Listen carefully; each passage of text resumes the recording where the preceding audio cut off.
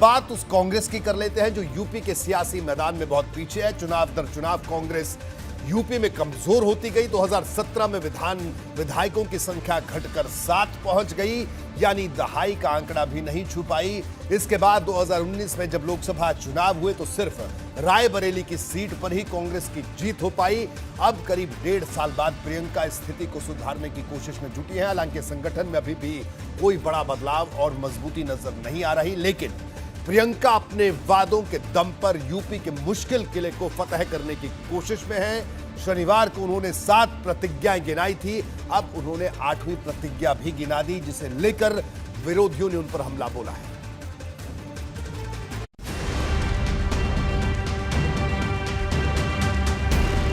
इस यात्रा द्वारा ये प्रतिज्ञाएं गांव-गांव तक पहुंचेंगी और जन-जन तक हम बताएंगे, जन-जन को बताएंगे कि हमने ये निर्णय क्यों लिए और किस तरह से इन निर्णयों को हम पूरा कर सकेंगे। यूपी चुनाव के दिन जैसे जैसे कम हो रहे हैं, कांग्रेस की प्रतिज्ञाएं बढ़ती जा रही हैं। प्रियंका गांधी वाड्रा ने 7 प्रतिज्ञाओं के बाद पार्टी की जीत के लिए एक और पासा फेंक दिया है। उन्होंने 8वीं प्रतिज्ञा का ऐलान ट्विटर के जरिए किया। वादा किया कि सरकार बनने पर 10 लाख रुपए तक का मुफ्त सरकारी इलाज करवाया जाएगा।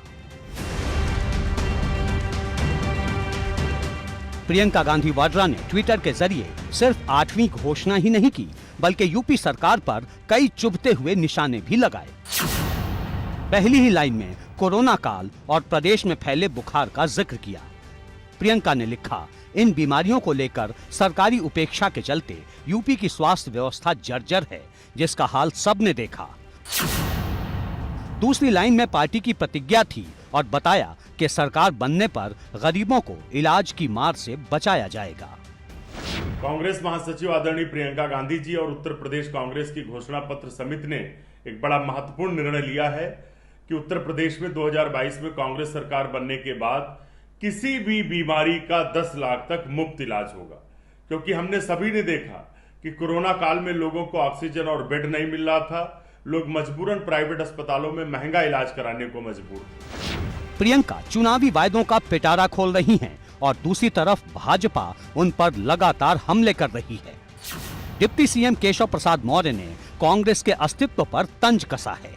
बहुत सारे लोगों को घोषणा करने का अधिकार है, लेकिन कुछ लोग जो घोषणा कर रहे हैं उनको पता है कि वो सत्ता में नहीं आने वाले हैं, और जो सत्ता में नहीं आने वाले हैं तो वो केवल घोषणा के आधार पर, और कहीं कोई दुखद घटना घट जाए तो वहाँ दल बल को लेकर वहाँ पर प्रकट होने का, जो 4.5 साल तक प्रकट हुए नहीं, चुनाव के समय प्रकट होने का जो उनका अभियान है वो उनकी कार्यशैली में, और जनता इसको जानती है।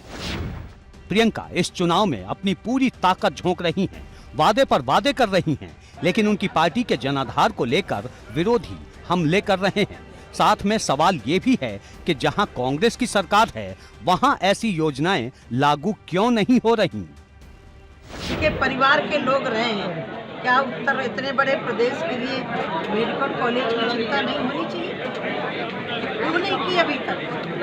तो मैं आग्रह करती हूँ आपके माध्यम से, पहले राजस्थान की चिंता कर लें, छत्तीसगढ़ की चिंता कर लें, पंजाब की चिंता कर लें, फिर बाद में यहाँ देखना। जितना वो ध्यान उत्तर प्रदेश पर देने का नाटक कर रही हैं, कहीं और भी कुछ कर लें। वो 40% महिलाओं का आरक्षण बाकी प्रदेशों में क्यों नहीं करा उन्होंने?